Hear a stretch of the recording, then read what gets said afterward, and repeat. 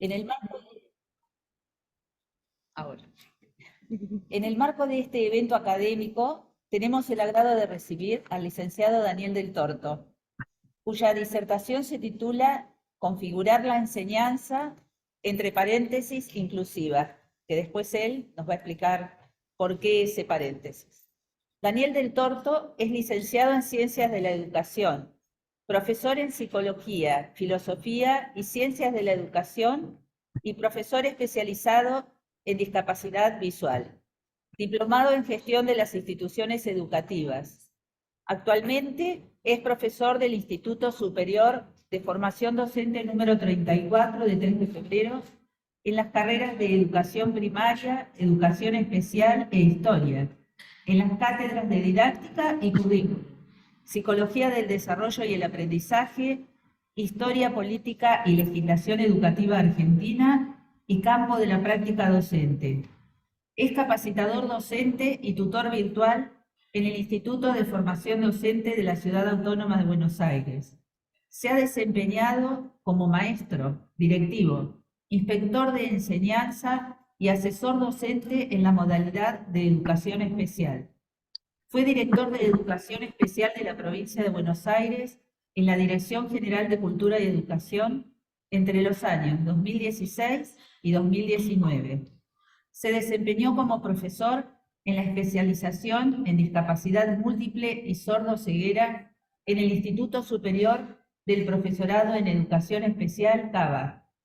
Fue profesor de la Universidad Nacional de La Matanza en la licenciatura en Gestión Educativa en las cátedras de Teorías Pedagógicas y Psicología de la Educación. Ha realizado publicaciones en libros y revistas, destacando Pedagogía y Discapacidad, Puentes para una Educación Especial, La Inclusión Educativa, una narración con los otros, Divergencia y Subjetividad en la Escuela, en De Filippis Irma, La Exclusión en la Inclusión, Ensayos, editorial UNLAM. En edición y lanzamiento 2022, Construir una didáctica, entre paréntesis, inclusiva, del diseño universal para el aprendizaje y los nuevos desafíos de la enseñanza. Lugar editorial en coautoría con la magíster Marcela Toscano. Les contamos también que para la organización de esta conferencia y dar lugar al intercambio posterior, estudiantes del profesorado de educación especial van a hacer circular en principio una planilla de asistencia que les rogamos que completen, ¿sí? Porque esa planilla de asistencia les va a dar lugar a la asistencia en el turno que les corresponde y también a una certificación. Y también se van a chicas del profesorado especial van a repartir papelitos para que puedan escribir sus consultas, así al finalizar la conferencia de Daniel podemos dar lugar a ese intercambio. Bueno, ahora sí, configurar la enseñanza constituye una invitación a pensar juntos el recorrido de ser educadores en este siglo XXI. La educación inclusiva pasó de ser una perspectiva pedagógica a la necesidad de instalarse en el concepto mismo de educar.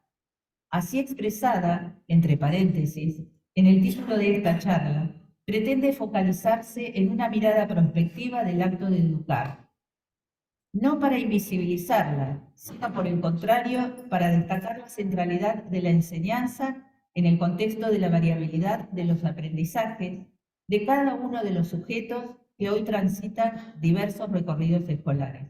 Y ahora sí, Daniel, te damos la palabra. Bueno, muchas gracias, eh, Ciela. Eh, bueno, primero, cuando uno escucha el currículum, más allá de lo que uno haya hecho, eh, y es largo, se siente un poco viejo, ¿no? Pero creo que tiene que ver con eh, el trabajo y la pasión dedicada a esto que es la educación, ¿no? Eh, y pensada siempre no desde un lugar estático, sino desde un lugar en permanente construcción, ¿no? Em, Nosotros desde la formación docente, creo que siempre trabajamos pensando, eh, ¿no? Ya hace unos años, eh, aunque todavía hay cambios que producir, en que las cosas no están dichas de una manera determinada, final, sino que nosotros como adultos y los estudiantes, los y las estudiantes como jóvenes, como la nueva generación de docentes, creo que tienen este desafío, ¿no? Que es comprender que este primer paso de la formación es inicial y que la formación es continua, es permanente, y los cambios los producimos nosotros como docentes, ¿no? Más allá de las distintas estructuras que se dan en el sistema educativo. Un poco como planteabas, Graciela, en la síntesis, esto de configurar la enseñanza inclusiva eh, también me llevó en este tiempo, ¿no? Eh, Sumada a la pandemia, que tuve tiempo, ¿no? Como para, eh, uno fue buscando tiempos para tratar de acompañar eso que nos tocaba vivir. Eh, Empecé a ir desde lo que antes insistía más en titular educación inclusiva, a pensarla desde un lugar desde la enseñanza inclusiva, ¿no?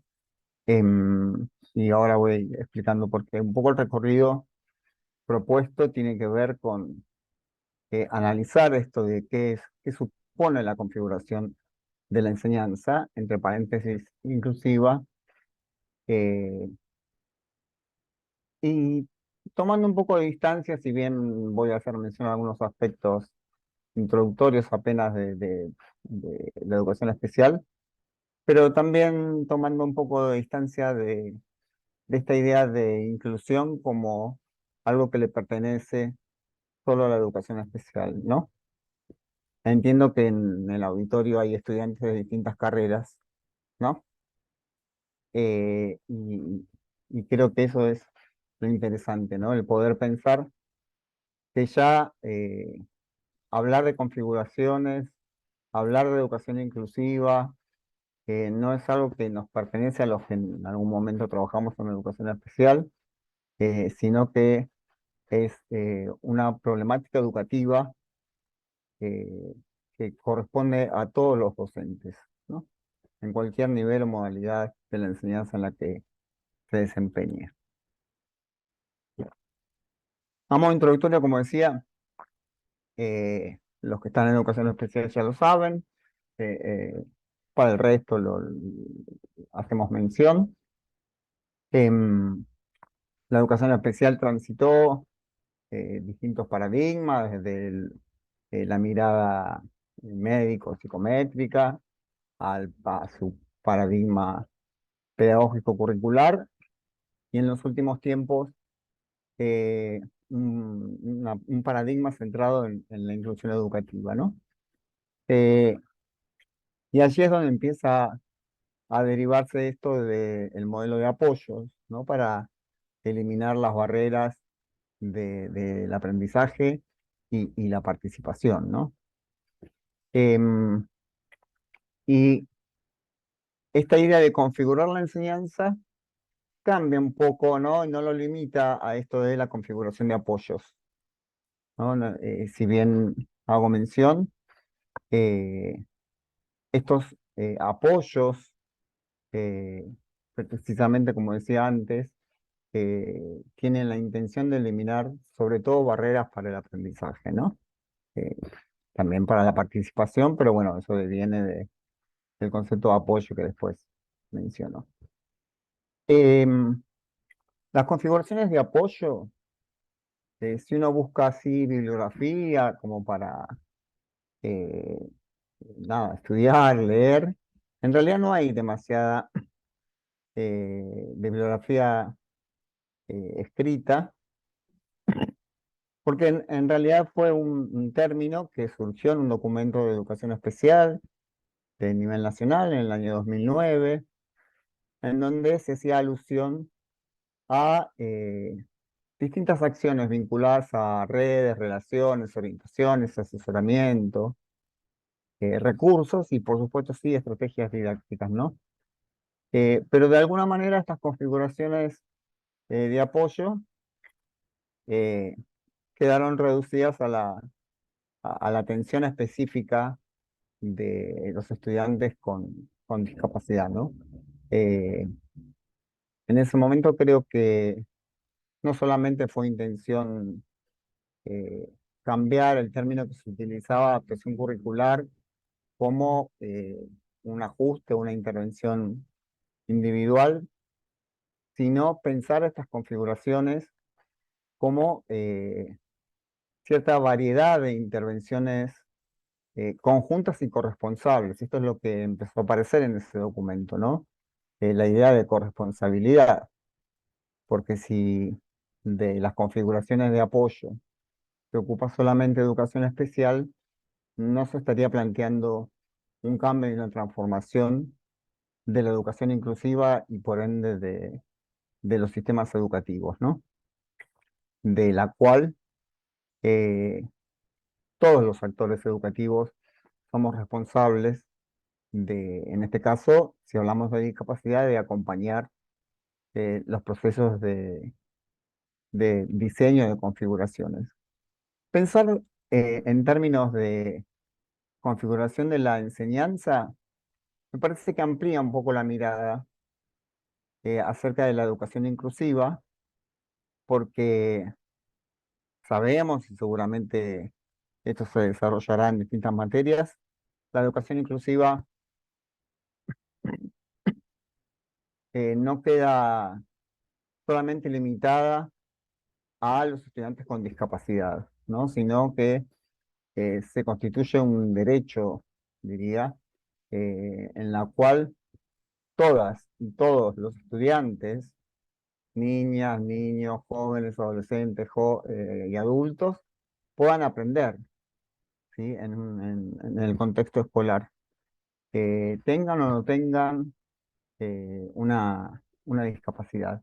Y esta idea de poner entre paréntesis eh, la palabra inclusiva es, ¿no? Y que esto no lo inventé yo, lo fui leyendo, fui viendo que aparecía en algunos textos este término inclusivo o inclusiva entre paréntesis. Y bueno, fue algo que realmente me llamó la atención y lo empecé como a indagar. eh, y también tiene que ver con esto de empezar a correr la palabra inclusiva, ¿sí? Ante la no necesidad de tener que hablar de ella cuando hablamos de educación, ¿no? Este paréntesis no quiere decir invisibilizarla, ¿sí? No quiere decir la ocultamos, no quiere decir no nombramos a la inclusión. Quiere decir que tenemos que ir avanzando eh, a, a un lugar en donde cuando hablemos de educación no sea necesario hablar de inclusión, ¿sí? Eh, comparto una pantalla simplemente para...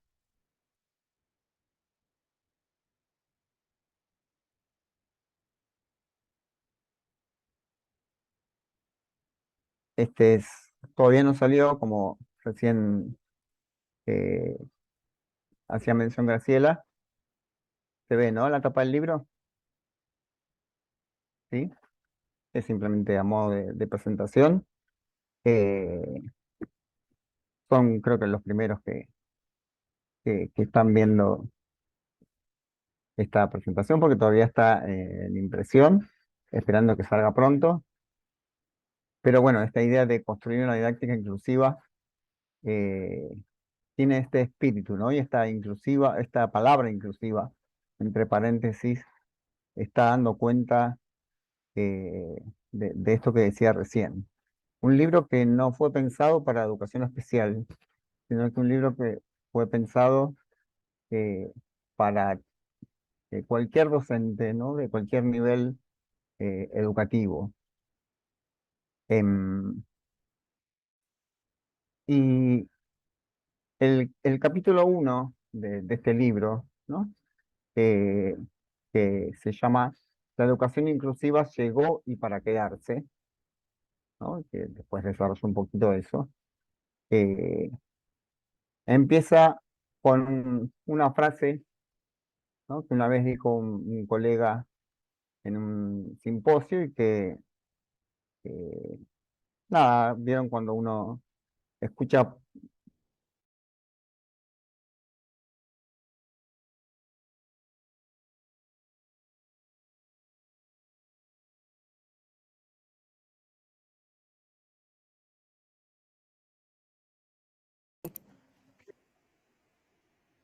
bueno, si se corta me van avisando que, Sí. eh, bueno, no sé en qué parte se cortó, pero estaba en esto de que el primer capítulo del libro se llama La educación inclusiva llegó y para quedarse, ¿sí? Ese es el título. eh, Porque de alguna manera está diciendo, esto no es simplemente una perspectiva o un enfoque que llegó y que, bueno, en un tiempito se va, al contrario. Y de hecho, ese texto empieza con una frase de un colega que generó en mí un cierto quiebre intelectual, ¿no? Decía cuando se cortó, que yo seguía, seguía hablando, eh, la educación será inclusiva o no será educación, ¿sí? Eh, Esta frase que nada, es decir, una frase simple, pero es una frase que contiene una idea sumamente relevante acerca de lo que supone la educación y de lo que supone la educación inclusiva. Eh, Era esto que hacía mención antes de eh, ir caminando hacia el momento en donde no tengamos que hablar de educación inclusiva, sino hablar de educación, porque la misma educación va a dar cuenta de que sea inclusiva, ¿no? Y por lo tanto un nuevo paradigma de pensar esta educación. Eh, y esto nos lleva a un acto de construcción, ¿sí? Particularmente, creo que vinculado a una cuestión o a una variable que es el tiempo. Eh, ¿No? Todos somos conscientes de que a veces los tiempos de cambio son bastante lentos en la educación. Nos tomamos bastante tiempo para tomar decisiones. eh, y acá hay algo que pensar, es que nuestras decisiones dependen en cierta manera o están relacionadas a la vida de los niños, niñas, jóvenes, adolescentes y jóvenes, ¿sí? Y como digo siempre, mientras nosotros esperamos para tomar decisiones y poner en acto esas decisiones, miles y miles de niñas, niños, jóvenes y adolescentes van pasando por las escuelas y se van, ¿no? Porque el tiempo en la escuela tiene un tiempo. Y nosotros seguimos pensando a ver cuándo instalamos, cuándo hacemos, cuándo cambiamos las prácticas y seguimos debatiendo y discutiendo. Y los niños terminan y se van porque la vida está fuera de la escuela. ¿Sí? La escuela es un espacio de vida seguramente. Aprender tiene que ver con la vida, pero como nos ha pasado a todos, terminamos la escuela y seguimos nuestra vida, ¿no? Eh, y acá me gusta siempre citar una frase de Montserrat del Pozo, una pedagoga española, que ella dice, hay que poner la escuela patas para arriba de golpe, de un día para el otro. ¿Sí? Y esto creo que es algo que no nos animamos mucho a hacer, ¿no? Eh, Ella dice, total, lloramos ese día, ¿sí? Del Valle de Lágrimas, como dice Montserrat del Pozo, no nos vamos a escapar, pero bueno, una vez que está eh, llevado a cabo el cambio, empezamos a armar eh, un, un- un nuevo recorrido, un nuevo camino, ¿sí?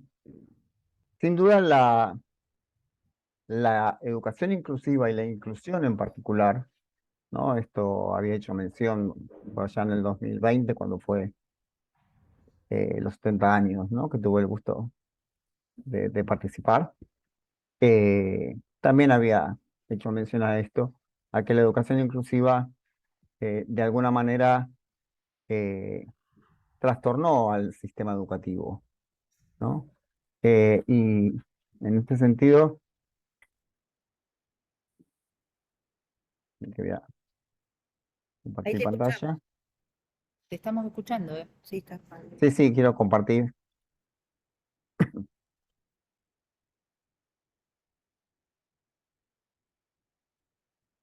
Eh, un poco, digamos, mi posición y lo que trato de llevar a la reflexión es que hubo un punto de inflexión, ¿sí? Que a mi entender tuvo que ver con esto de la diversidad y la diferencia, cuando empezaron a eh, irrumpir de alguna manera, ¿no? En la escuela, como que eh, eso de que todos somos iguales empezó y que no tiene que ver con el derecho a la igualdad y a lo que recibimos, no en términos de derechos, sino a que todos somos iguales frente al acto del aprendizaje. Eh, y entonces irrumpió la diferencia, esta pregunta acerca, somos diferentes, ¿no? Somos diversos. Eh, y mi teoría, ¿no? Mi postura es que todas las perspectivas y los desarrollos, las investigaciones eh, que se fueron produciendo en todos estos años acerca de cómo transformar la educación, eh, tuvieron un impacto mucho más lento, ¿sí? Que precisamente la diferencia y la diversidad. Porque ante la diferencia y la diversidad, no nos quedó otra que tener que pensar cómo transformamos nuestras prácticas, ¿no? Porque los que somos más grandes y venimos ya de tiempos de nuestra formación, ya sabemos de que no se habla ahora de aulas heterogéneas, ni se habla ahora de un aprendizaje constructivo, ni de una enseñanza que lleve a aprendizajes significativos. Son teorías que vienen desde hace años, eh, digamos, circulando en el ámbito educativo, y por eso creo que el punto de inflexión, ¿no? Se generó en esta aparición de la diferencia y de la diversidad, o el reconocimiento de la diferencia y la diversidad en la escuela, ¿no? Y entonces esto nos lleva a que todos tengamos que de alguna manera eh, formarnos, tomar cartas en el asunto, responder a demandas, eh, dar respuesta a muchas veces a lo que las familias, ¿no? En este caso de estudiantes con discapacidad, nos plantean, nos interpelan, ¿sí? Eh, y eso, digamos, en su momento creo que sin duda fue cierto trastorno para el sistema educativo. A la vez, cuando hablamos de inclusión, ¿no? Viene también esto de la palabra integración, ¿no? Y acá yo voy a la reflexión de cuando las palabras quedan atrapadas en un discurso que ya queda caduco, ¿no? O cuando se abren para decir algo nuevo, ¿no? Si bien hay posturas que siguen hablando de la integración, creo que es necesario revisar, porque no es lo mismo la inclusión que la integración.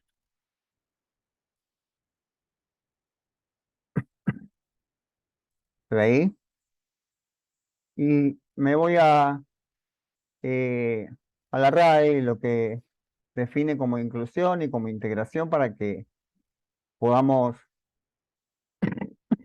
destacar algunas, estoy un poco congestionado, eh, algunas definiciones, ¿no? Cuando hablamos de inclusión, eh, hace referencia a poner algo o alguien dentro de una cosa o dentro de sus límites, contener a otros, llevarla implícita, ¿sí? A diferencia del término integrar, en donde dice completar un todo con las partes que faltaban, alguien o que algo o alguien pase a formar parte de un todo.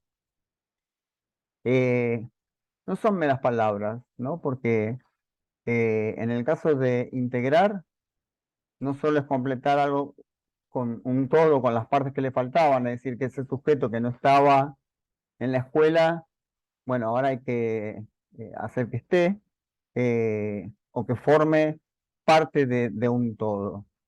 Cuando la inclusión lleva implícita esta palabra, es decir, que ya esa persona está implícita, es parte del contexto, ¿sí? Cualquier persona, una persona con discapacidad, como cualquier otra, una persona sin discapacidad, ¿sí? Es parte de un contexto social que requiere de una respuesta, en este caso, educativa y que va a dar la escuela, ¿no? Entonces, eh, acá creo que no es menor el, el establecer estas diferencias, ¿no? Entre el término inclusión e integración. Ahora, volviendo a la idea de la configuración de la enseñanza, ya saco la palabra inclusiva, ya sabemos que estamos hablando e incluyendo a la inclusión. Eh, considero que es un problema didáctico, ¿sí? Y no es un problema de la psicología educacional. Durante mucho tiempo, eh, cuando se hablaba de educación inclusiva, de inclusión, siempre estaba vinculado en mayor medida a aspectos de la psicología, aspectos de las teorías del aprendizaje, de los modos de aprender que son, por supuesto, válidos y que yo voy a retomar eso. Em, de hecho, lo digo constructivamente y he visto ahora que hubo cambios. En las primeras propuestas, vieron que se está trabajando sobre los cambios en los diseños curriculares de la formación docente en el nivel secundario. Eh, en un momento aparecía la inclusión solamente en la materia psicología, ¿no? El tema de la educación inclusiva. Eh, y con los cambios, con la participación de los actores que generó, en este caso, el nivel superior, eh, empezaron a aparecer la palabra educación inclusiva en la materia de didáctica y currículum, en materias de trayectorias de jóvenes y adultos. Entonces, me parece que son cambios importantes. eh, y esto me parece relevante resaltarlo, que en nuestra formación no es solamente eh, estudiar qué son las dificultades de aprendizaje, estudiar qué son las altas capacidades, estudiar qué es la discapacidad visual, la discapacidad motora, por supuesto que hace la formación, ¿sí? Pero acá hay que concentrarse en la enseñanza y entonces esto vuelve a esta configuración, ¿sí? Un problema didáctico, porque lo que tal vez quede por eh, transformar de una manera más profunda, ¿no? Es esto de cómo llevamos los discursos de la educación inclusiva a las prácticas educativas. No es solamente una norma que diga que tenemos que incluir a todos, eh, o que nos diga cómo armamos una propuesta pedagógica de inclusión. Es qué hago como maestro de nivel inicial, como maestro, maestra de nivel primario, como profesor de secundario, profesora, como maestro, maestra de educación especial. ¿Qué hago didácticamente? ¿Sí? Eh, porque si no, eh, seguimos dando vuelta y terminamos en brindar apoyo. Te dejo esta tarea, está adaptada, te saco 3 renglones o 5 renglones de tal texto, o te saco, en vez de 5 preguntas, le hacemos 2. Y el punto tienen que ver en que estas configuraciones de apoyo, ¿no? Ahora sí estoy hablando de configuraciones de apoyo, se derivan de decisiones didácticas en base a los modos y estilos de aprender. Y no solo de necesidades, porque también es algo que creo que hay que analizar. Pareciera ser que configurar la enseñanza es responder a necesidades. Necesidades tenemos todos, necesidades educativas, ¿sí? Pero en realidad no respondemos a necesidades o dificultades de los estudiantes. Respondemos al aprendizaje, al proceso de construcción de aprendizaje de esos sujetos, ¿sí? Porque si no parece que hay que armar la enseñanza para ver y responder a ver qué dificultades tiene Juan, qué dificultades o qué necesidades tiene María. No, hay que armar la enseñanza para que todos los estudiantes que están en el aula puedan aprender y puedan hacerlo desde sus propios estilos y modalidades. Ahora, para hablar de configuraciones de enseñanza, voy a hacer una breve mención al concepto de situaciones didácticas, ¿no?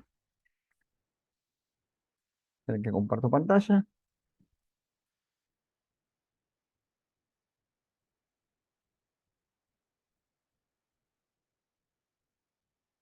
Bruso, que corresponde un poco a la escuela francesa de la didáctica de las matemáticas, eh, plantea un poco las teorías de las situaciones didácticas, ¿no?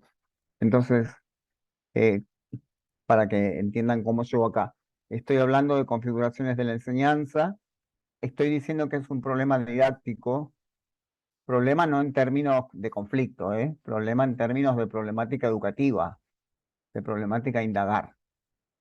Entonces, veamos qué es una situación didáctica y en eso tomo esto que plantea Rousseau, que pueden ustedes leer la definición de situación didáctica, pero en la cual van a estar relacionados o van a estar implicados un estudiante, un grupo de alumnos, un cierto medio y un sistema educativo representado por el profesor.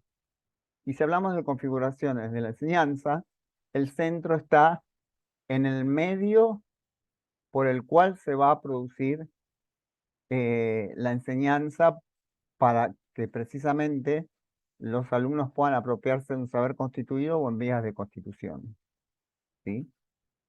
Configurar la enseñanza implica prestar atención al medio, a estos instrumentos y objetos que son diseñados o pensados por el docente. Eh, Partiendo de que la intencionalidad de la enseñanza, si hablamos de configuraciones, es precisamente el aprendizaje, ¿sí? Eh, no enseñamos solamente porque hay prescriptos contenidos en el diseño curricular. Enseñamos porque nuestra primera intención es precisamente el aprendizaje de los estudiantes.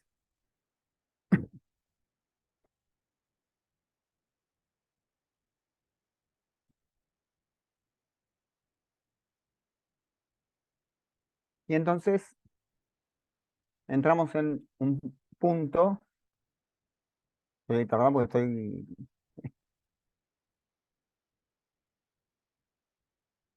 en un punto que es variabilidad y conocimiento, ¿sí?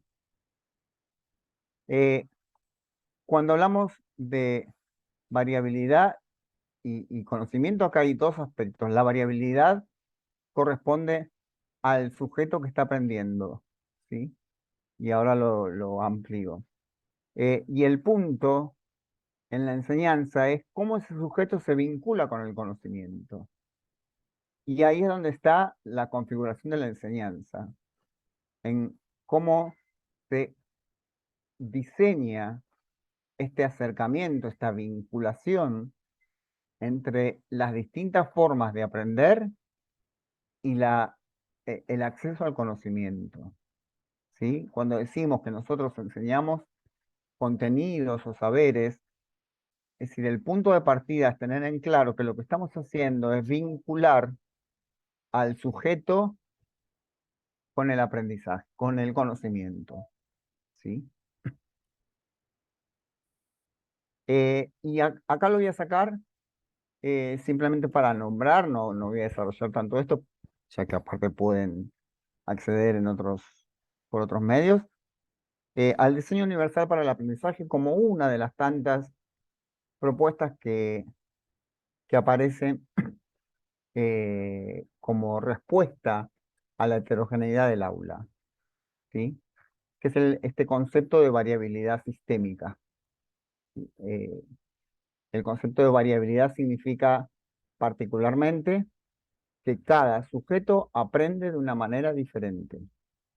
Todos nosotros aprendemos de maneras diferentes, ¿no? Si a cualquiera de los estudiantes le preguntara cómo estudian, algunos hacen anotaciones, otros subrayan el texto, otros hacen resúmenes, otros leen, otros estudian de memoria, otros hacen un esquema o un cuadro conceptual, y eso es tener diferentes formas frente a nuestros modos de aprender. Y a veces los adultos somos un poco egoístas en esto, ¿no? En pensar que, bueno, como adultos tenemos el derecho de que cada uno lo haga a su manera. Pero esto no lo llevamos al aula cuando se trata de niñas y niños o cuando se trata de adolescentes y jóvenes, ¿sí? Abrir esta posibilidad de que cada uno pueda poner en acción sus diversas capacidades y sus modos de aprender. Entonces, configurar la enseñanza va a suponer que la clase tiene que estar predeterminada y planificada, ¿sí? Proactivamente para todos y cada uno de los estudiantes, ¿sí? Es decir, que si yo llego al aula eh, y, y saco determinado material con determinadas preguntas para que todos las realicen de la misma manera, bueno, acá no hay una previsión didáctica que tenga en cuenta este aspecto de la configuración, ¿no? De la enseñanza, de cómo voy a dar respuesta a partir de las propuestas de enseñanza al contenido que quiero desarrollar, ¿sí? Entonces esto lleva a repensar estas configuraciones, ¿sí? Para poder responder no solamente a las dificultades de los estudiantes, como decía antes, sino precisamente a dar respuesta a que todos y todas aprendan, ¿no? A garantizar el aprendizaje de todos. Y ya sabemos, ¿no? Porque ustedes como estudiantes y nosotros como profesores, permanentemente en el discurso está claro que no existe una única manera de aprender, ya lo sabemos. Entonces, si no existe una única manera de aprender, no puede existir una única manera de enseñar. Y para esto es necesario entonces tener dos aspectos en nuestra formación, digamos, profundizar nuestra formación en lo que hace a los enfoques y perspectivas del aprendizaje, porque si yo no sé qué le sucede al sujeto cuando aprende, a los sujetos cuando aprenden desde diversas perspectivas o enfoques, va a ser bastante complejo que pueda pensar en estrategias de enseñanza que den respuesta a, a, a esos aprendizajes, ¿sí? Pensando siempre en la variabilidad. Y entonces, tener en claro cómo aprenden los sujetos desde la diversidad me va a llevar a la posibilidad de pensar decisiones didácticas desde la enseñanza. Em, que comparto pantalla. Y entonces, sigo insistiendo en esto de que la configuración, ¿sí?, de la enseñanza, y si hablamos de configuraciones didácticas, y de apoyo, precisamente se vuelven un problema didáctico. Y esto lo planteo un poco en el libro que les mostré antes, a partir de una taxonomía, ¿sí? En este caso la taxonomía socioformativa de Tobón. Sergio Tobón es un pedagogo nacido en Colombia, actualmente reside en México, tiene un doctorado en la Universidad Complutense de Madrid, y él desarrolló una taxonomía en la cual determina, digamos, una taxonomía tiene que ver con una jerarquía, lo habrán estudiado a lo mejor en didáctica, una jerarquización y una ordenación, ¿sí?, de saberes eh, vinculada, vinculado a la construcción y al desarrollo de la estructura cognitiva, ¿sí? Entonces, Tobón lo que hace es hacer un poco esta secuencia acerca de cómo se va profundizando la estructura cognitiva, y él habla de que en un primer momento el sujeto aborda, busca, aplica, analiza, adapta. En función de esto que él plantea, yo desarrollé una idea acerca de las modalidades de aprender, basadas en esta vinculación del sujeto con el objeto de conocimiento, ¿sí? Eh, Ahora esto lo voy a ir explicando y hay algunos ejemplos, ¿eh? Eh, ¿Qué significa, digamos, estas modalidades de aprender? Cada uno de estos cuadros, empezando por acá, por aproximación al objeto de conocimiento, sin consecución aún de conceptualización, sería el primer nivel o jerarquía de aprendizaje, de modo de aprender, ¿sí? Por eso tiene que ver con una fase asimilatoria del carácter externo, y así se van sucediendo distintos modos de vincularse y de acceder al conocimiento, ¿sí? Lo que sostengo es que no necesariamente todas las personas tenemos que adquirir, digamos, esto no es un ciclo que empieza acá y termina en la fase creativa transferencial. Se esperaría que sí, ¿no? Pero depende de la diversidad de estructuras cognitivas, depende de nuestras capacidades e inteligencias, ¿no? Eh, de hecho, eh, digamos, no es lo mismo la inteligencia que pone en acto a alguien que le gusta la matemática, a la inteligencia que pone en acto a alguien que estudia filosofía, o alguien que estudia derecho, o alguien que estudia pedagogía, ¿sí? Es decir, yo siempre digo que a mí las matemáticas no me entraban en la cabeza, no me entran, ¿sí? Por más que quiera, me cuesta comprenderlo, ¿sí? Llegar a ese nivel de abstracción. Ahora, si agarro un texto de Aristóteles, nada, por más que tiene un nivel de abstracción, no, lo entiendo, porque tal vez mi estructura cognitiva permite hacer vinculaciones con ese tipo de conocimiento. Entonces, para poder configurar la enseñanza, el punto de partida es saber los modos de aprender de los estudiantes, ¿sí? Entonces uno dice, pero que me toque saber todas las modalidades de los estudiantes, y eso es parte del trabajo docente, es decir, eh, ya salimos de esta estructura en donde yo entro al aula, ¿no? Y donde doy mi clase en la misma clase para todos, de la misma manera. Conocer a mis estudiantes, conocer cómo aprenden, también es parte de mi tarea docente, hoy siglo XXI, ¿sí? Porque estamos construyendo una nueva didáctica. De hecho,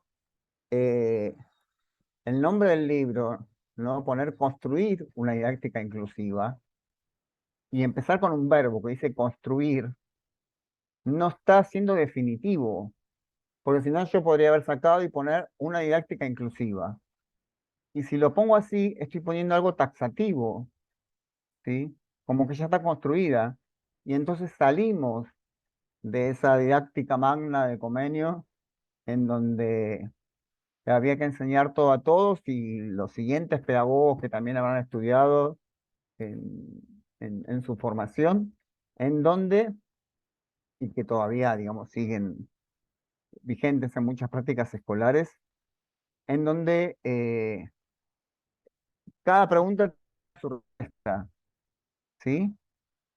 Bueno, hoy estamos ante una nueva agenda didáctica, ante la necesidad de pensar una nueva agenda didáctica, y esa nueva agenda didáctica no puede salir del verbo construir, porque esta construcción va a ser permanente, ¿sí? Voy a ir pasando, se ve ahí, ¿no? ¿Qué pasé? ¿De imagen? Sí, sí se ve. Bien. Esta es la primera modalidad que estoy planteando de aprendizaje, pero simplemente para hacer mención a que la modalidad de aprendizaje, lo que desarrollamos en el libro, tiene que ver con qué situaciones de enseñanza van a favorecer ese proceso de construcción. Acá tal vez el sujeto necesite un acercamiento inicial a través de una lectura simple y acotada, ¿sí? Evitando una información que lo distraiga y que lo que en este caso lo lleve es a explorar esa información que se le está acercando en relación a un conocimiento, a la observación, a la enunciación, ¿sí? Que empiecen a fortalecer y a, digamos, a construir esta estructura cognitiva, ¿no? Para ir superando y pasando a la fase siguiente.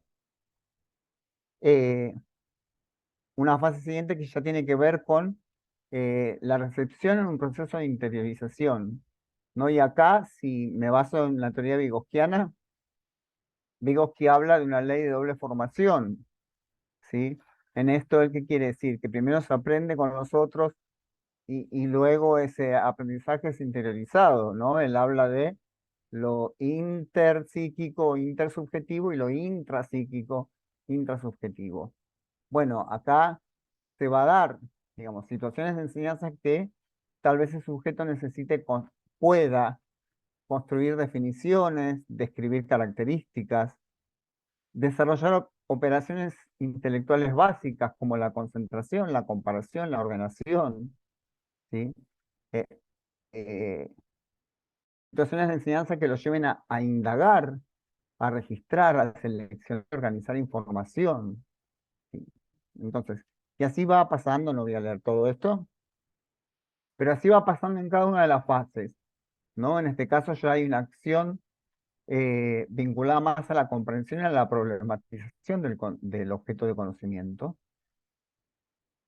Ya hay una fase más resolutiva, una fase de autonomía crítica en donde el sujeto tiene posibilidades de integrar y de retroalimentarse en relación a ese objeto de conocimiento, ¿no? Y entonces pensar el análisis, la hipotetización o la teorización da cuenta de un tipo de estrategias de enseñanza diferentes a la que voy a plantear a aquel sujeto que recién solamente puede identificar conceptos básicos de determinado conocimiento. Si yo a toda la clase le planteo un ejercicio de hipotetización o de teorización, estoy haciendo una reducción a aquellos que pueden hacerlo. Y por ahí hay algunos que simplemente pueden identificar los caracteres elementales de determinado contenido u objeto de conocimiento. Y la última, que es la fase creativa y transferencial, que precisamente es creo que la intención primera y última de la enseñanza, que es la de proyectar los saberes a la realidad, transferir nuestros saberes a la realidad. No enseñamos para, o no configuramos la enseñanza para que los chicos rindan las materias eh, y listo, y ya está, y aprueben el secundario, ¿sí? Por supuesto que la educación obligatoria va a tender a que todos cumplan con los niveles obligatorios, pero nuestra pretensión como docentes es que los saberes que enseñamos puedan ser transferidos a la realidad, a la vida social, para transformarla, ¿sí? Para formar y ser parte de la formación de sujetos, como lo escribimos en un montón de proyectos y en un montón de planificaciones, formar sujetos críticos y activos, transformadores de la realidad. Bueno, para formar esos sujetos tenemos que generar esos espacios que permitan transferir los saberes a la realidad, ¿no? Y acá en síntesis, estos modos de aprender que son los que nos van a permitir pensar las configuraciones de enseñanza, ¿no? Eh, Hablando de la primera fase, las estrategias tendrán que ver con exploración y observación, ¿sí? En la segunda fase tendrán que ver con estrategias que lleven a la descripción, la comparación, la organización de la información, la expresión oral o escrita en base a las posibilidades y capacidades de cada uno. Habrá estudiantes que tengan mayores capacidades para escribir y otros que tengan mayores capacidades para la oralidad. Entonces, es ahí donde yo hago la diferencia al momento de pensar mi estrategia.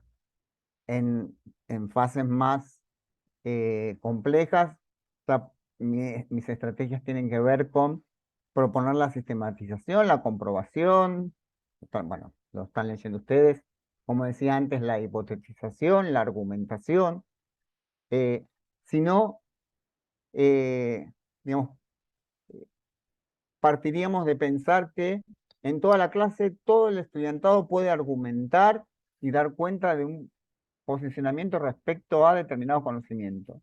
Y esto va a depender de cada sujeto, ¿sí? Hasta poder llegar a esta última fase creativa y transferencial o no, ¿sí? Porque va a depender de las estructuras cognitivas, ¿sí? Del desarrollo de las estructuras cognitivas.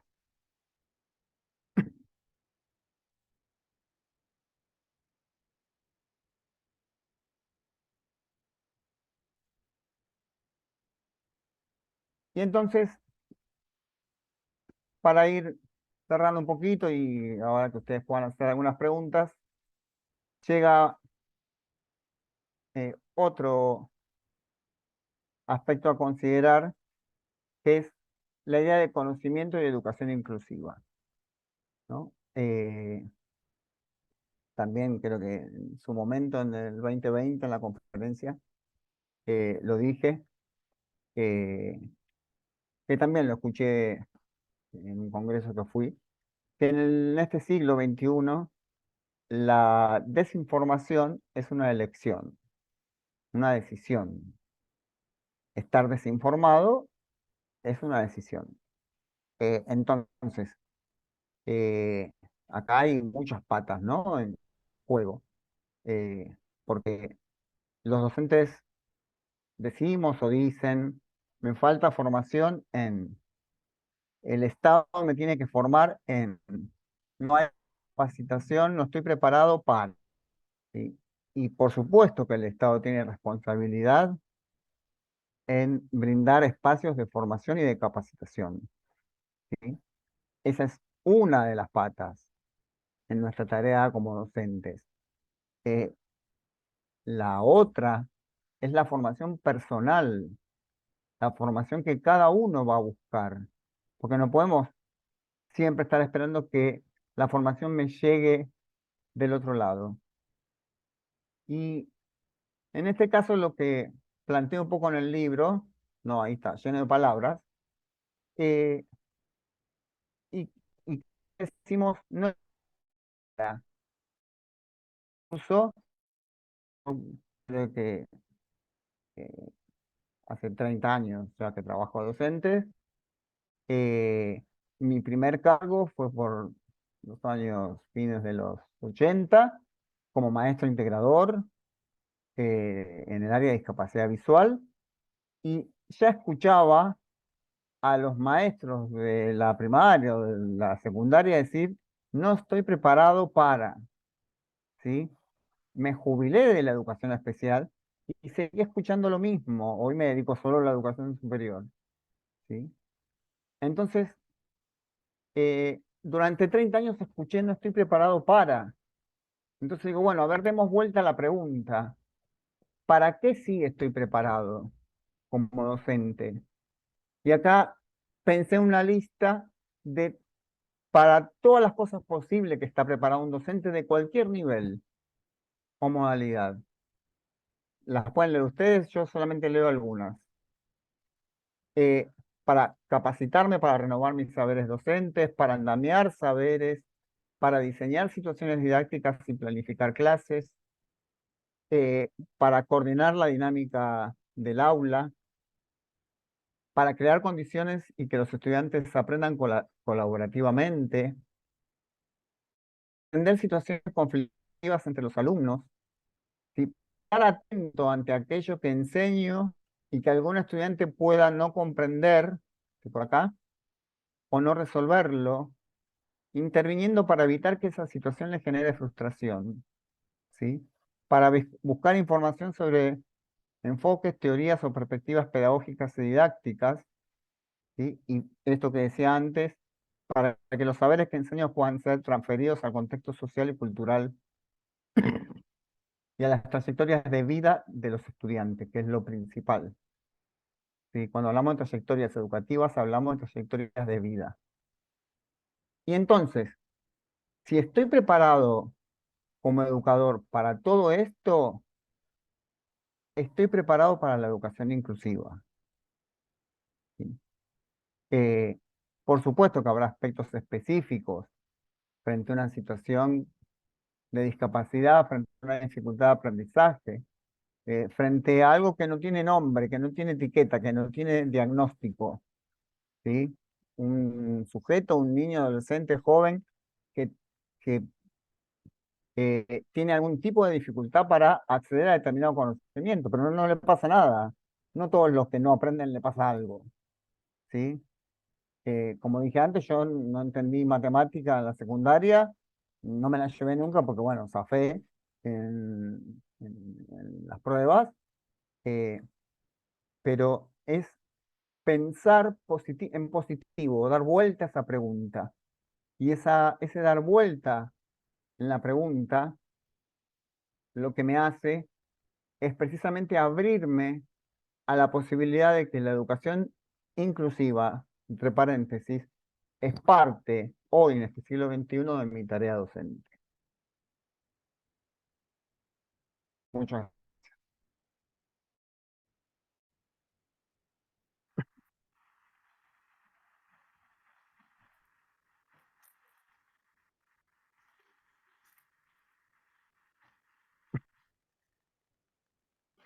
Hablé muy rápido, pero era mucho y no quería.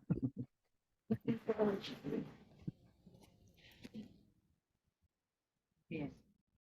¿Se escucha ahí? Bueno, Daniel, ¿nos escuchás bien? Sí, sí, muy bien. Sí. Bueno, en principio vamos a hacer una síntesis de lo que nos dijiste en esta hora, ¿sí? No se escucha. Dale. A ver ahí.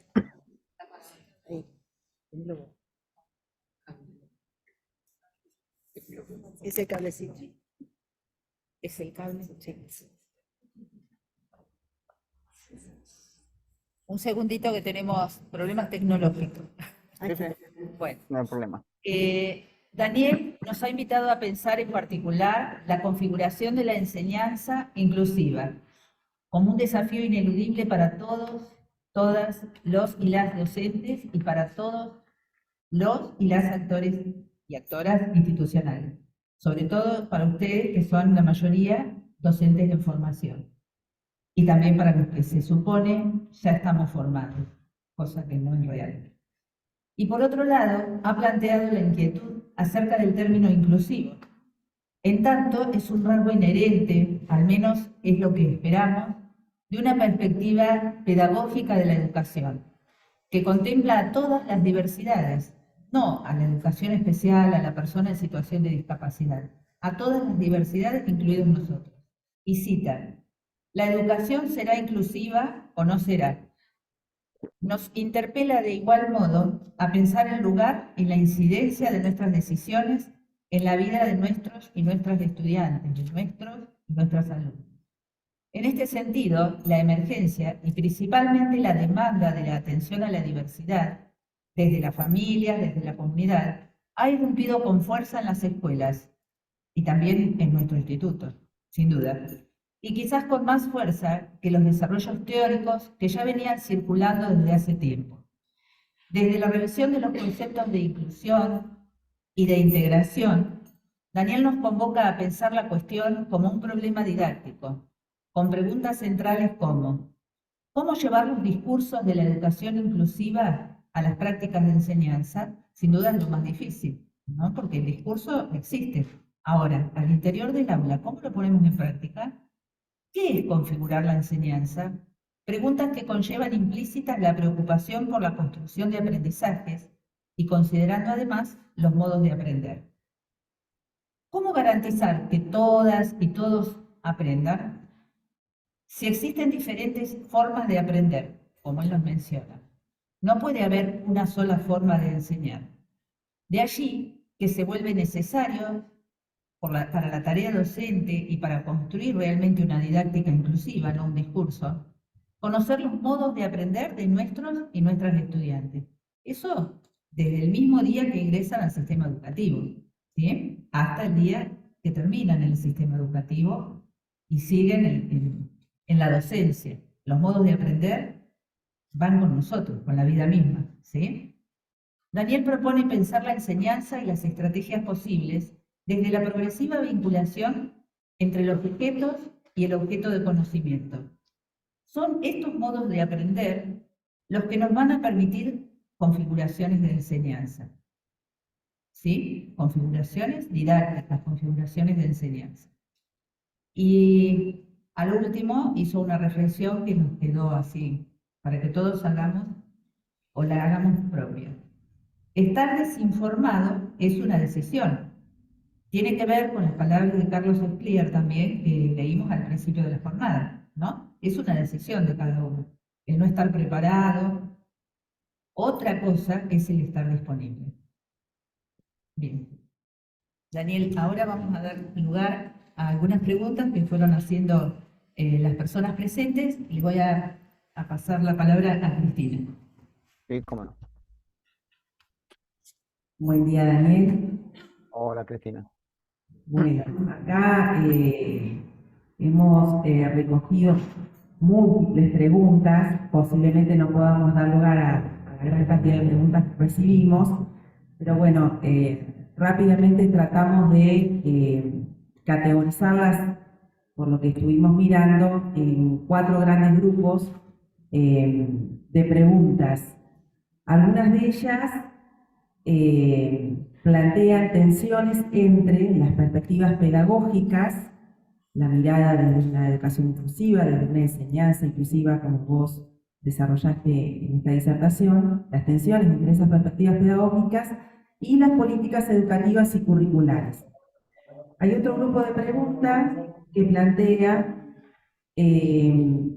algunas preguntas nodales que como educadores no debemos olvidar, y refieren a posicionamientos y perspectivas pedagógicas que fundamentan la educación inclusiva y se pregunta por lo que acontece en las aulas, pregunta que también vos nos invitaste a continuar pensando. Y el último grupo de preguntas, de algún modo, quiere conocer tu opinión acerca de, y tus análisis acerca de lo que acontece en relación a la educación inclusiva en la actualidad. Así que bueno, vamos con el primer grupo de preguntas que tiene que ver con lo que entendemos plantea cierta tensión entre las perspectivas pedagógicas desde las cuales nos posicionamos y las políticas curriculares, las demandas del propio sistema educativo. Las preguntas que tendrían que ver con ello plantean, por ejemplo, aspectos vinculados a la evaluación. ¿Qué propuestas o estrategias? Te voy a dar todas para que vos trates de hacer una respuesta generalizada. ¿Qué propuestas o estrategias de evaluación son viables en la realidad del aula ante la diversidad y ante los diversos modos de aprender? Con variables que, además del sistema, desde lo normativo, exigen también algunos requisitos para el pasaje y la promoción de los estudiantes.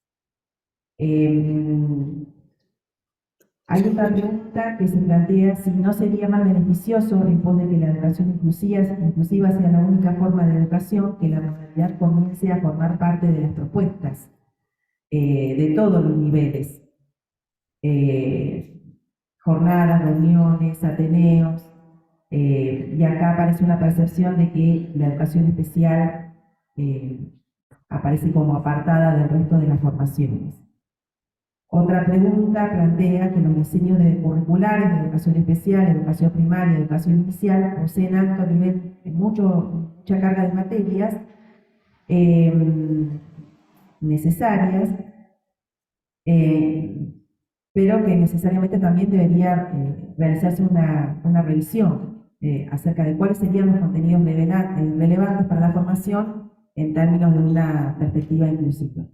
Y por último, en este primer grupo de preguntas, ¿qué sucede cuando existe un gran desfasaje, dice este estudiante, entre la perspectiva pedagógica y las barreras del propio diseño curricular? Por ejemplo, plantea el tema de las calificaciones. Me acuerdo de la primera nomás que dijiste, después me la vas recordando. Que hablaba de la evaluación. Eh, la evaluación es, digamos, un tema que a veces solemos separarlo de lo didáctico, ¿no? O de la enseñanza, por así decirlo. Pensar la configuración de la enseñanza es incluir la evaluación, ¿sí? Porque dentro de los componentes del diseño didáctico, como estudiarán en didáctica y currículum seguramente, la evaluación es un elemento, ¿sí? No es que enseño y después evalúo. El punto es también cómo transformamos esa idea de evaluar, porque si voy a enseñar de acuerdo a las modalidades de aprendizaje, ¿sí? También no tengo que tener miedo de evaluar de acuerdo a esas modalidades de aprendizaje. En eso hay que buscar coherencia. Si todos no aprendemos lo mismo en el mismo lugar, en el mismo tiempo, habrá en cada materia, en cada área curricular, contenidos básicos, saberes básicos que los estudiantes tienen que saber, y habrá otros que habrá que permitir que sean desplegados de acuerdo a los intereses, ¿sí? Así como, digamos, tomaba el ejemplo de, o aportaba esto del diseño universal para el aprendizaje, que genera, digamos, propuestas diversas adentro del aula, como otras estrategias, no sé, eh, estaciones de aprendizaje, centros de interés, agrupamientos, ¿no? En función a donde la tarea sea distintiva en función de esas formas de aprender, ¿no? Porque aquellos que pueden argumentar o pueden eh, tener mayor capacidad en la oralidad, ¿sí? Bueno, tal vez pertenezcan a determinado grupo, y esto no es para estar clasificando, sino simplemente digo como estrategia de la dinámica grupal, ¿no?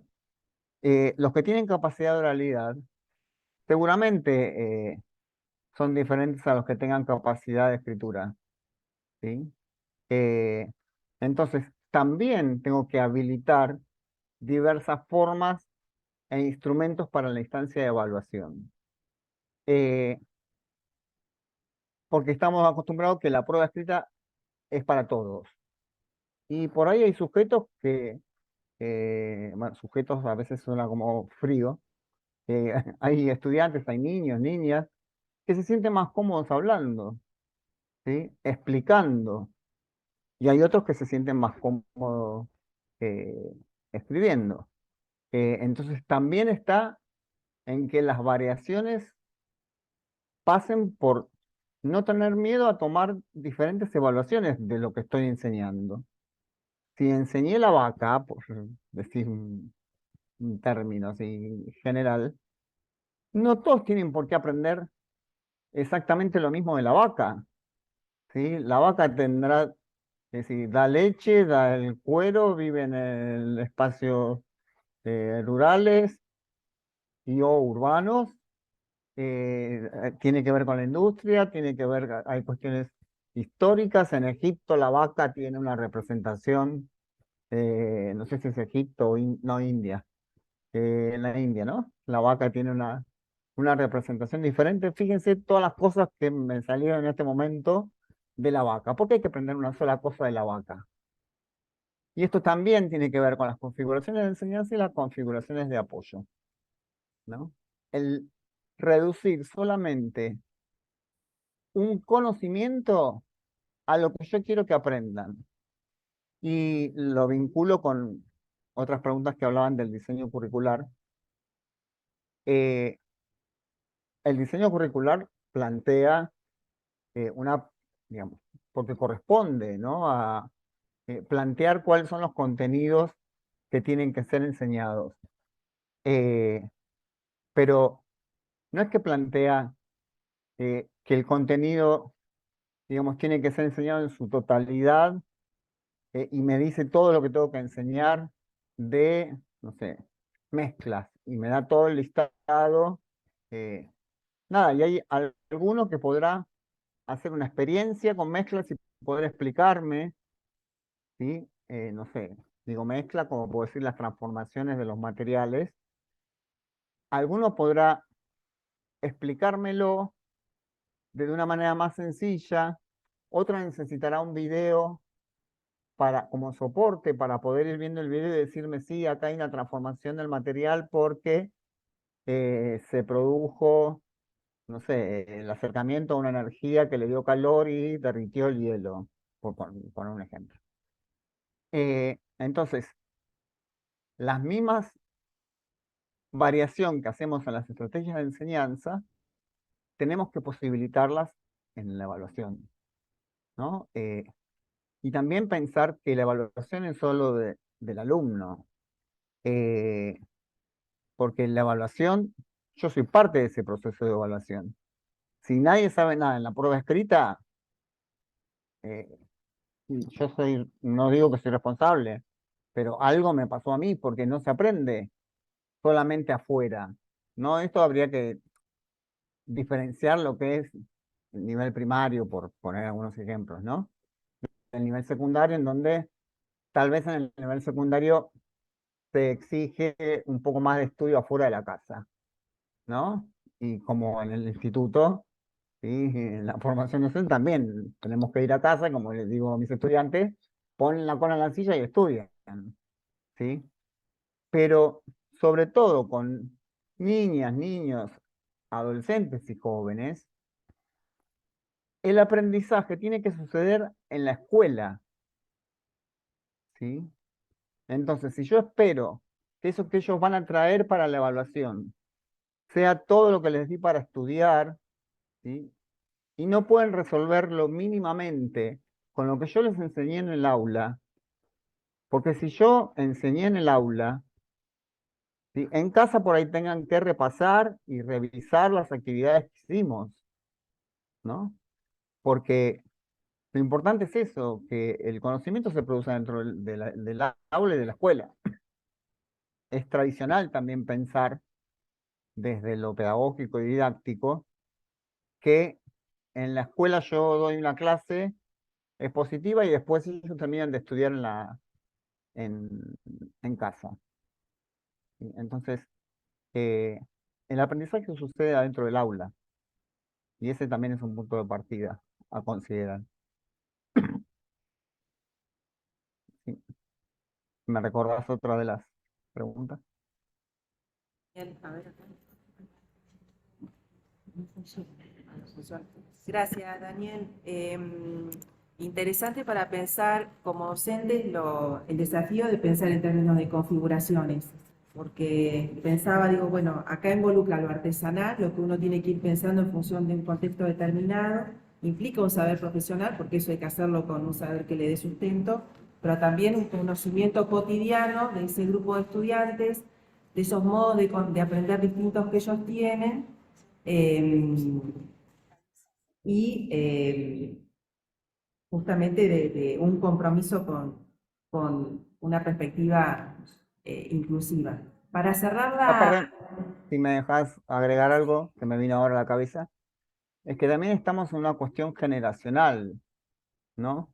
Michel Serres, en su libro Pulgarcita y en algunos desarrollos que él hace, es un filósofo que falleció ya, si no recuerdo mal. Él habla de un obispo sin cabeza, ¿no? Hace alusión en uno de sus escritos, vinculándolo a los jóvenes, no porque no tienen cabeza, sino porque hoy no es necesaria la memoria. No es necesario alojar todo acá como nos enseñaron a nosotros, ¿sí? Porque hoy puedo hacer un portfolio, un portafolio, como quieran llamarlo, ¿sí? E ir recorriendo sus páginas y que el alumno vaya contando lo que hizo, ¿sí?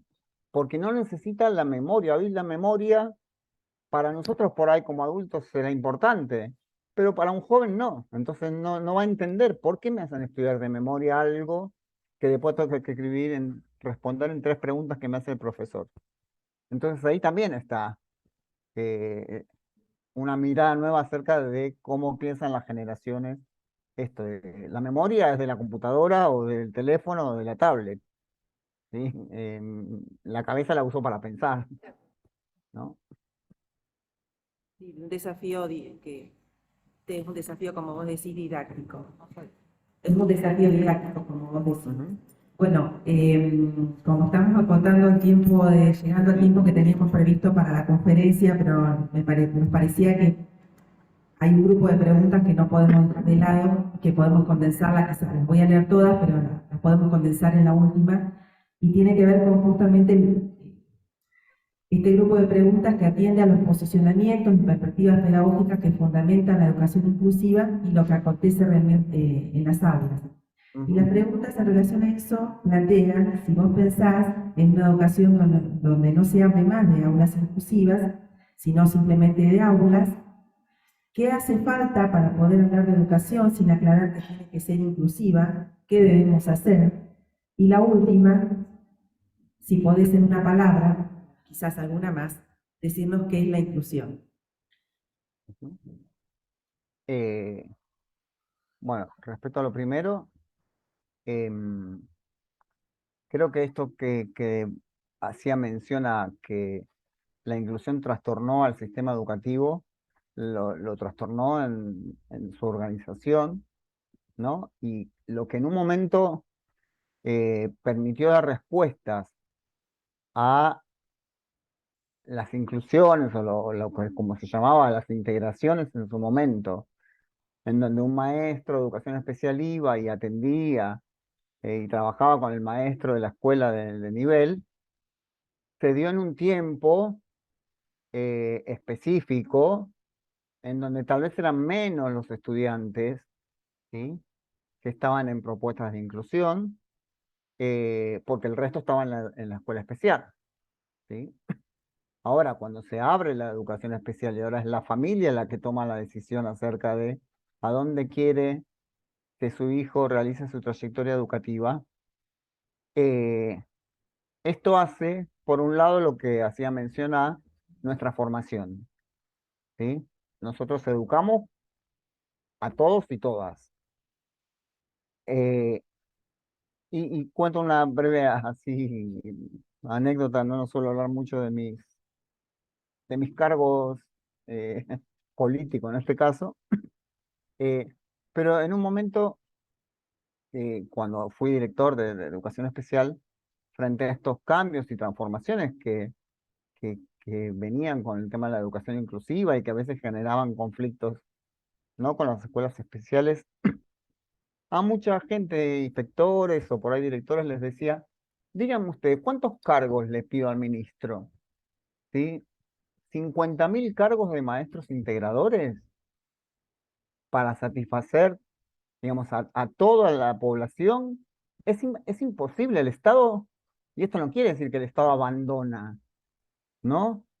Porque si bien en esta gestión sé que se dieron cargos y, por ejemplo, que se cubrieron cargos de equipo de orientación escolar en las escuelas, pero también el Estado tiene que regular esto porque tiene que ver con la distribución, eh, eh, digamos, económica, ¿no? Entonces, la solución no es más cantidad de gente dentro de las escuelas, es gente formada y tal vez sí alguna transformación en el sistema educativo, y que esto no tiene que ver con la desaparición de la educación especial ni de la escuela especial, ¿no? Pero sí con determinados cambios. Entonces, piensen qué diferente sería que, y que no lo he pensado yo solo, lo piensa mucha gente, que en todas las escuelas haya uno o dos maestros de educación especial en esa planta, ¿sí? Planta docente, digo, ¿no? Dos maestros a la mañana, dos maestros a la tarde. Y que trabajen con los estudiantes que están en propuestas de inclusión. Entonces, no es que es uno a uno, porque si cada vez son más los estudiantes en propuestas de inclusión, vuelvo a esto, ¿no? Lo que le preguntaba a los inspectores. ¿Qué le digo al ministro? Nombrame 50 cargos de maestros integradores y en la estructura del sistema educativo es imposible, ¿no? Entonces ahí también es donde está el cambio que genera la educación inclusiva eh, en nosotros como docentes de cualquier nivel y modalidad, ¿no? Hay aspectos específicos y especializados que hacen a un docente de educación especial, ¿no? En todas las orientaciones, pero no hay saberes imposibles de conocer por un docente que no sea de educación especial. Por supuesto que a un profesor de secundaria no le vamos a pedir que sepa braille, ¿sí? Eh, pero hoy la tecnología permite un montón de posibilidades de acceder que no las tenemos en las escuelas, ¿no? Lamentablemente. Pero hay un montón de aspectos que, digamos, permiten que ese docente tenga herramientas para que el alumno que está en un proceso de inclusión pueda tener, digamos, su configuración específica. Yo cuando era maestro grababa a mis estudiantes con discapacidad visual todo el libro de historia. Sí, hoy me resultaría muchísimo más fácil con un lector de pantalla, ¿sí? Entonces creo que también la tecnología ayuda y viene a colaborar a esto de la inclusión. Y definir la inclusión con una sola palabra eh, es complejo, pero bueno, primero, como dije antes, la inclusión es mi compromiso, digo mí porque hablo de mí, pero no, porque quiero decir mi compromiso docente con la educación de todas y todos, ¿sí? Eh, digamos, mi cabeza tiene que estar abierta a pensar que incluir es darle lugar a que todos puedan aprender. En cada año, grado o curso que me tocó, ¿sí? Y puede sonar loco, eh, pero a veces a mí me pasa en superior, es decir, eh, yo trato de ver cómo van aprendiendo cada una de mis estudiantes o estudian varones, ¿no? Son más las mujeres que los varones. Eh, y al momento de evaluarlas, considero esa. Por ahí hay alguien que le cuesta más eh, retener algunos conocimientos, poder explicarlos, escribirlos. Bueno, entonces mi primer tarea es conocer a los estudiantes que tengo, ¿sí? Como en un momento mencionó Graciela. Y en los niveles inicial, primario y secundario, digamos, es esencial. Y tengo 25 estudiantes y tengo que, digamos, mi lugar no es el escritorio. Mi lugar es el aula. Entonces, si yo voy recorriendo y voy viendo qué es lo que ellos hacen cuando planteo una propuesta, ahí es donde voy conociéndolos. Y ahí es donde yo puedo eh, pensar y aprender cuáles son sus formas y sus modos de vincularse con el conocimiento. Bueno, muchas gracias. Como a ver, queríamos agradecerte, sí, en esto, por tu compromiso con nosotros, por tu generosidad. También sabemos que tenés muchísimas ocupaciones, y agradecemos también a nuestros profes, al plantel docente, a los estudiantes que están acá y a los que nos van a ver después en la transmisión que vamos a subir de toda esta charla por nuestro canal de videos, porque también nos preguntaron muchos estudiantes si podían después sumarse.